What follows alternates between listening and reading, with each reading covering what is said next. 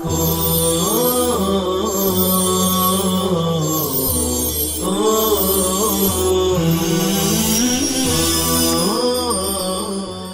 اللہ الرحمن الرحیم نحمدہ و صلی اللہ رسول الکریم اما بعد.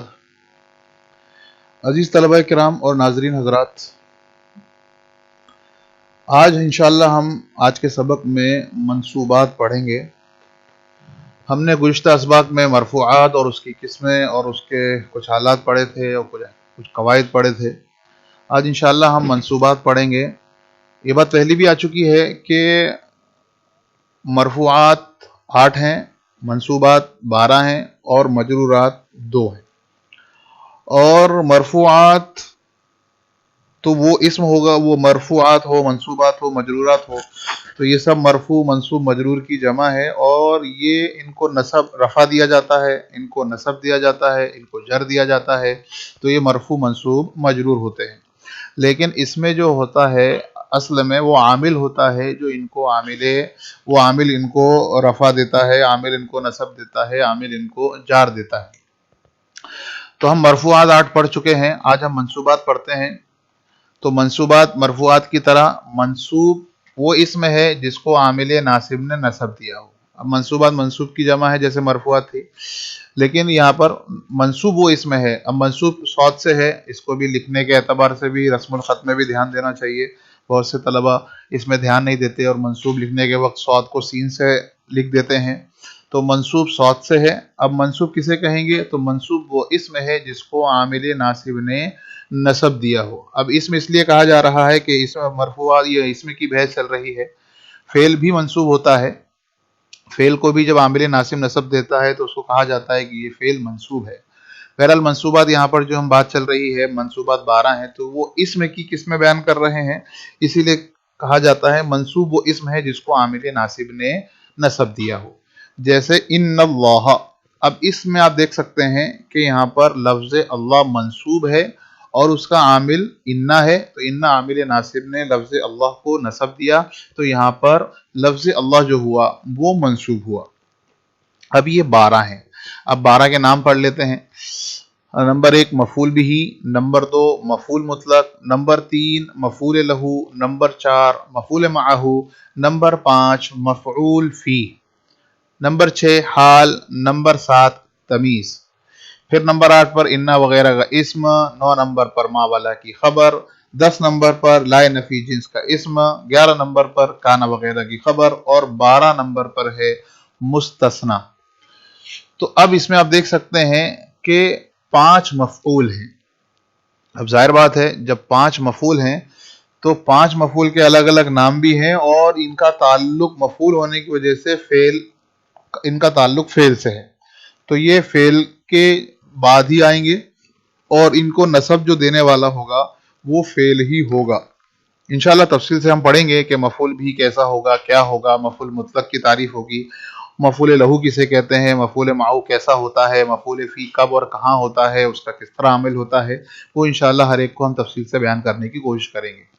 اس کے بعد ہے حال. حال یہ مفعول سے بھی متعلق ہوتا ہے اور فاعل سے بھی متعلق ہوتا ہے. جیسا کہ حال اس کا نام ہے، وہ حالت بیان کرتا ہے فاعل کی یا مفعول کی.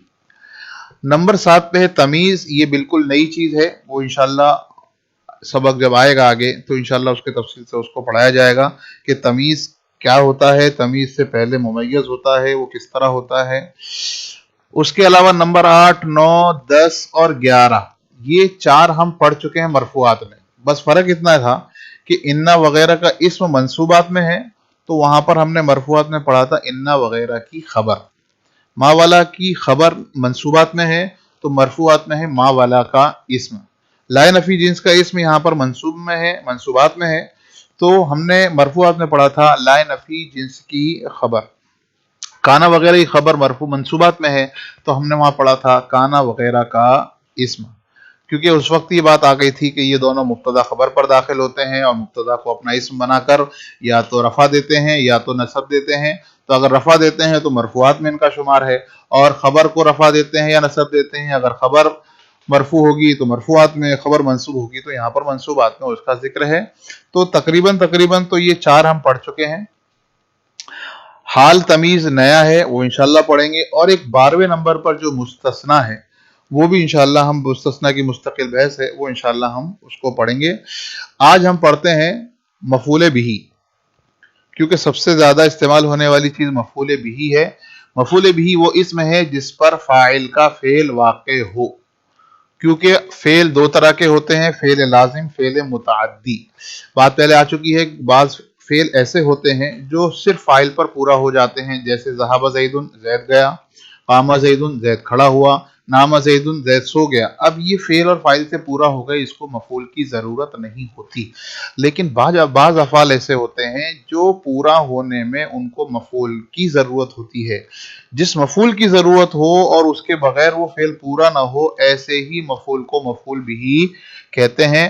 باقی فعل آگے مفعول مطلق، مفعول لہ، معہ، مفعول فی جو ہے یہ فعل لازم کا بھی آتا ہے اور فعل متعدی کا بھی آتا ہے۔ تو مفعول بھی وہ اسم ہے جس پر فاعل کا فعل واقع ہو، جیسے خلق اللہ الانسان۔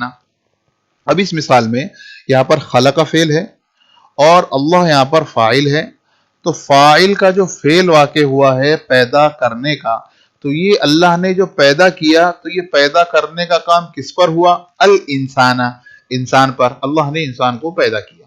تو یہاں پر دیکھ سکتے ہیں کہ الانسان یہاں پر مفعول بہ ہے، مفعول بہ بن رہا ہے کیونکہ اللہ کا فعل خلق جو ہے وہ اس پر واقع ہوا ہے۔ اور اب ترتیب دیکھ سکتے ہیں، خلق کا فعل ہے، اس نے لفظ اللہ کو رفع دیا ہے فاعل بنا کر، اور وہی خلق عمل کر رہا ہے یہاں پر الانسان کو نسب دے رہا ہے، اور نسب دیا یہاں پر مفعول بنا کر۔ اب یہاں پر فاعل کی مثال بھی ہے، مرفوع کی مثال بھی ہے، اور منصوب کی مثال بھی ہے، بس فرق یہ ہے کہ وہ فاعل ہو رہا ہے اس لیے اس کو رفع مل رہا ہے، یہ مفعول بہ ہو رہا ہے اس کو نصب مل رہا ہے۔ ایک اور مثال، قتل داؤد جالوتا، داؤد علیہ السلام نے جالوت کو قتل کیا۔ اب اس مثال میں قتل فعل ہے، داؤد فاعل ہے، اور جالوتا مفعول بہ ہے۔ اب یہاں پر جو کام ہوا ہے وہ قتل کرنے کا ہے، اور کام کرنے والے جو فاعل ہیں وہ داؤد علیہ السلام ہیں۔ تو داؤد علیہ السلام نے جو قتل کا کام کیا، تو یہ قتل کس پر واقع ہوا؟ تو یہ قتل واقع ہوا ہے جالوت کے اوپر، تو یہ جالوت مفعول بہ ہوا، اسی لیے منصوب بھی ہے۔ اور داؤد جو آپ دیکھ رہے ہیں یہ داؤد مرفوع ہے، داؤد کیا ہے؟ یہ مرفوع ہے فاعل ہونے کی بنا پر، اور جالوت یہ منصوب ہے مفعول بہ ہونے کی بنا پر۔ اب اگر فعل فاعل ہو تو اس کی ترکیب کی جاتی ہے، فعل اپنے فاعل سے مل کر جملہ فعلیہ خبریہ ہو جاتا ہے، لیکن جب اس کے ساتھ مفعول بہ لگتا ہے تو اس کی ترکیب کرتے ہیں خلق اللہ، جیسے خلق اللہ الانسان، اب اس میں آپ دیکھ سکتے ہیں خلق فعل، اللہ فاعل، الانسان مفعول بہ، فعل اپنے فاعل سے مل کر جملہ فعلیہ خبریہ ہوا۔ اب یہاں پر ایک بات آپ دیکھ سکتے ہیں کہ ترتیب میں فعل پہلے، فاعل بعد میں، اور اس کے بعد مفعول بہ تیسرے نمبر پر آتا ہے، یہ ایک عام ترتیب ہے۔ لیکن اگر مفعول بہ جب ضمیر کی شکل میں آتی ہے، منصوب متصل کی شکل میں آتی ہے، تو وہ فعل سے چپک کر آتی ہے، تو ظاہر بات ہے وہ فعل سے پہلے ہوگی۔ جیسے مثال آپ کے سامنے ہے، اضلہما الشیطان، یہاں پر اضل فعل ہے، شیطان فاعل ہے، اور جو مفعول بہ ہے وہ لفظ وہ ہما ہے جو اضلہ سے ملی ہوئی اور چپک کر آ رہی ہے، متصل ہے۔ تو یہ ترتیب تھوڑی سی، جب ضمیر کی شکل میں مفعول بھی آتا ہے تو یہ بدل جاتا ہے، یہ ترتیب بدل جاتی ہے۔ تو یہ آج کے سبق میں ہم نے مفعول بھی پڑھا، امید کرتے ہیں آپ کو یہ سبق سمجھ میں آیا ہوگا۔ آج ہم اسی بات پر اکتفا کرتے ہیں، ملتے ہیں آئندہ سبق میں۔ السلام علیکم ورحمۃ اللہ وبرکاتہ۔